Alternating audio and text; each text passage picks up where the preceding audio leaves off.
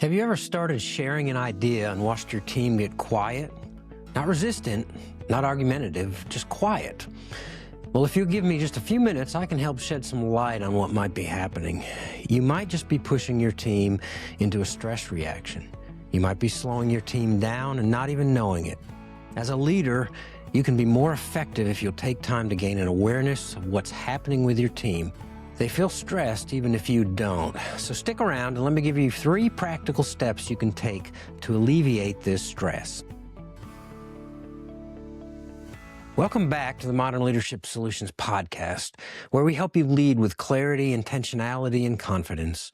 Today, I'm talking about leadership awareness and how a lack of it can create friction you don't even see.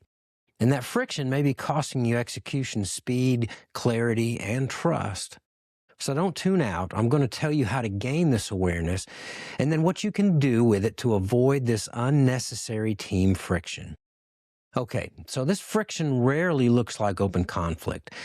Most often it looks more like extra clarifying questions, messages that start with just to confirm, energy shifting when you speak, people hesitating instead of moving, or silence. Don't be fooled. Silence doesn't always mean alignment. In fact, I would say that it rarely means alignment. Most likely, it means stress.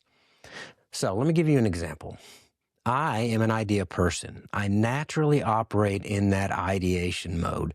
I think out loud. I like to explore possibilities and chase the what-ifs. If you're familiar with Pat Lencioni's 6 types of working genius, I'm comfortable living in the ID loop, ideation and discernment. My working genius is WD. The problem with that, most of my teams don't operate there. So when I start throwing out ideas, they took it like I was adding work. They thought I was launching new initiatives or shifting priorities. In my mind, we are just exploring, and theirs, the to-do list, just doubled. It wasn't until we took the Working Genius assessment as a team that we all realized what was happening. My ideation was creating pressure that I never intended. I wasn't adding strategy, I was adding stress. I just didn't recognize that what I was seeing was their response to that stress. Now, this is where it gets interesting. Let me flip this for a minute. Now, when I'm under stress, I withdraw, I get quiet. All the assessments that I've ever taken made that very clear to me, and I've taken a lot of them just because I'm really interested in that kind of stuff. The Berkman, the Myers-Briggs, the Gallup, Colby, all the assessments all confirm it. If you look at my DISC profile, I'm a strong CS. When pressure increases, I get quiet, analytical, reserved. And before I shared that with my team, my silence to them would feel like disapproval or disengagement or frustration. But that wasn't what was happening. I was simply processing. Someone on the team might respond to stress by accelerating or creating tension with those that retreat into silence. I want to stay in ideation, and the team is ready to execute and make things happen. I withdraw under stress, where they might lean forward. That's friction, not because of bad character, not because of disagreement, but because of misinterpretation. So, back to the team. We had taken Berkman and Working Genius assessments, and we found out that by sharing our personality and productivity assessments, we gained clarity on how we were functioning and what we were seeing. The reports made things clearer. For me, when I'm ideating, that's exploration, not execution. And when I get quiet, I'm processing, not disengaging. The change happened because now we had shared language to describe what we were seeing. They could now say, are we still in ideation, or are we ready to move into activation? And here's what really shifted. They didn't have to brace for unintended pressure anymore. They could spend their energy executing, which is where they're strong. And if I was lingering too long in ideation, which happened often, they had language to tell me, openly and respectfully, more importantly, productively. That relief showed up as better dialogue. It was cleaner meetings and more forward momentum. So here's the big idea. Awareness becomes leadership leverage when it becomes shared language. Most leaders have taken an assessment, and I've said I've taken almost every one of them, and I value the insight that they provide. The issue comes when this insight remains untranslated to my team. That is, you haven't talked about what to do with that insight. A PDF doesn't reduce friction. Shared language in action does. Here's the underlying truth.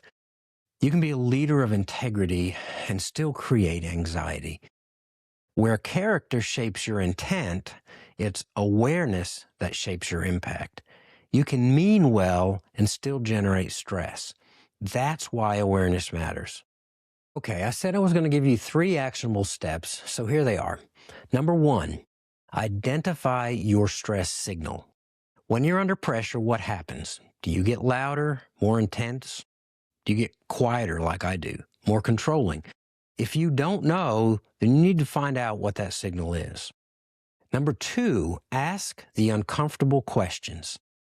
Ask your team, when I'm under pressure, what does it feel like to you? That question alone builds culture. It signals safety, it signals openness and maturity, and it creates a productive atmosphere for dialogue instead of defensiveness. Share with them what your stress response looks like, and more importantly, what it doesn't mean. And number 3, label your modes in real time. Now, this is the shared language I talked about. Openly say things like, this is exploration, or this is decision, or this is execution. If you've used working genius, you might say, this is wonder, or let's move to discernment, or it's time for activation.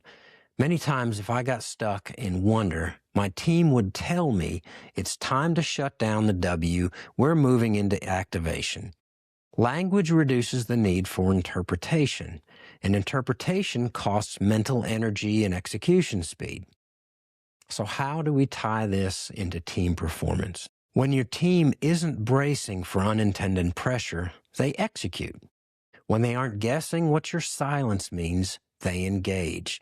When they don't have to interpret your wiring, they move faster.